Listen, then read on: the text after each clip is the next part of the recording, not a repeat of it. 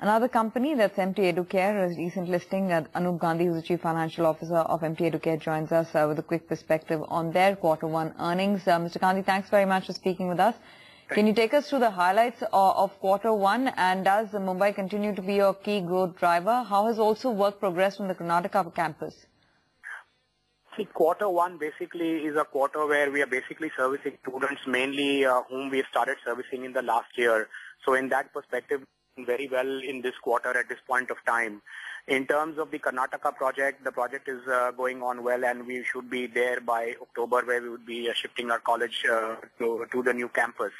In terms of the new developments that we've had in the Q1 this year, we've tied up even with one of the colleges in Mumbai, where we are doing an integrated program with them for our MBA and CA courses. We are also looking at, monetizing our educational content, and through that we've already started, looking at a sale of our educational content, which we'll be doing in Q2. So on an overall perspective, we're doing pretty well, and we hope to do, better results by the end of the year.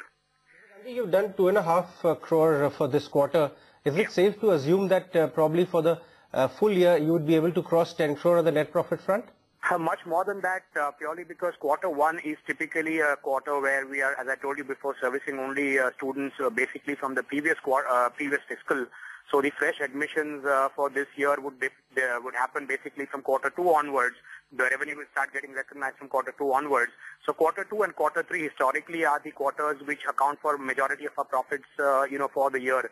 So when you, even if I have to look back at, what we were last quarter, only because we've kind of not audited results, I'm not able to comment number-wise, but we've done significantly well over the last year as well. Right, Mr. Gandhi. Thanks very much for joining us and giving us that quick perspective on your numbers. We'll take a short break right now. When we come back, get you some recommendations from Prakash Gaba as well, and touch base with Ranjit Kapadia, pharmaceutical analyst at Centrum, to discuss on pharmaceuticals.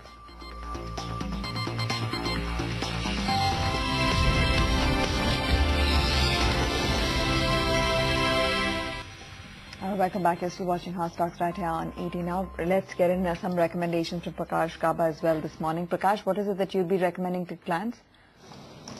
Market is in typical sideways zone, still here like Adani Enterprises. Looks like it can go from here, trying to form levels. It just requires a little bit of a nudge out here. I would say have a stop below these levels of 178. On the upside, you could see levels closer to 188. Second stock that looks reasonably okay is DLF. Looks like it's building up again. Have a stop below these levels of 210, and on the upside we could see target closer to 217. And third stock is a sell.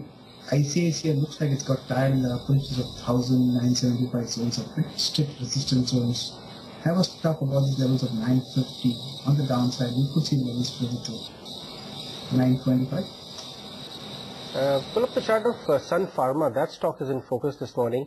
Opened quite firm, but then gave up most of the gains. News, of course, coming in that the merger agreement with Taro has been finalized, and they plan to take Taro private now, as all the shareholders have agreed for that particular proposal. However, the price is quite high compared to agreed last time. So $39.5 a share is the price, and probably that's the reason that the stock is trading off its highs. To discuss that, Ranjit Kapadia, pharma analyst from Centrum Broking, joins us. Ranjit, thanks for joining us. Do you think that this is the reason that high price is not being taken up by the market in good light, and probably it's not a very attractive price at which the shareholders would be getting the money to agree to delist the stock? Yeah, what has happened is earlier in October, when they announced open offer at 24.5 per share, none of the shareholders agreed, and the market has taken a cue.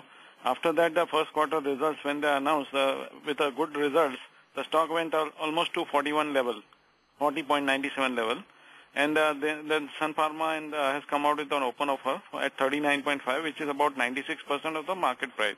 So still the offer is lower than the market price.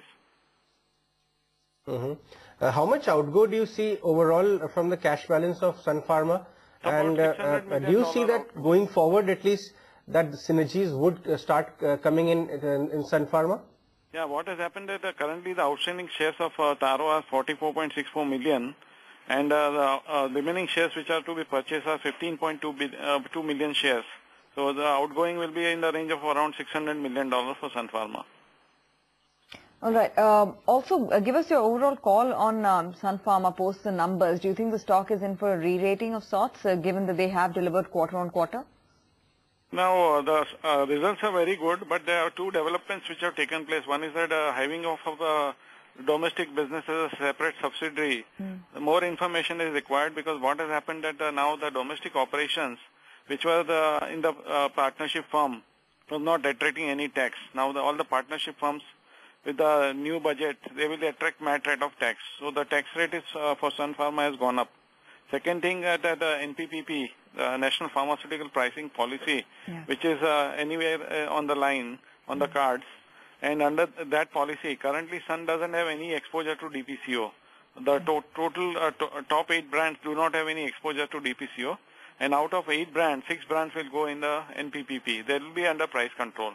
So there will be a pricing, there is a pressure on price for Sun Pharma. Hence the domestic business is not looking attractive at this moment.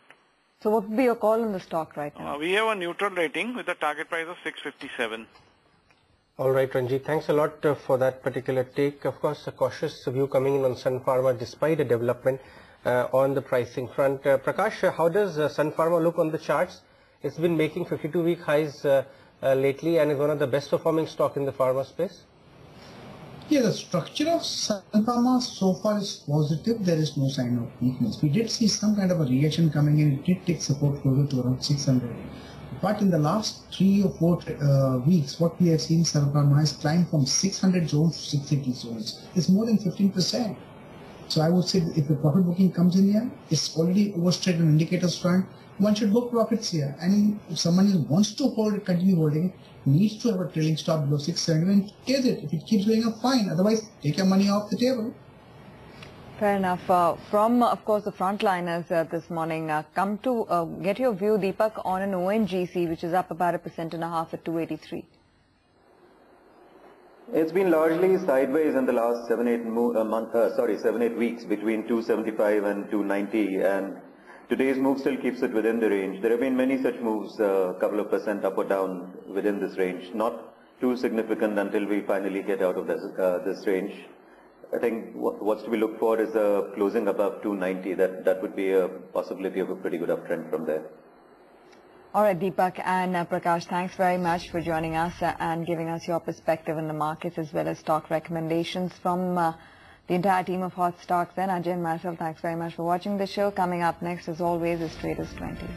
A jam-packed show is what you can expect, Sanveer. We will have our 6 technical experts coming on board so that our viewers can have a profitable trading day. Stay with us.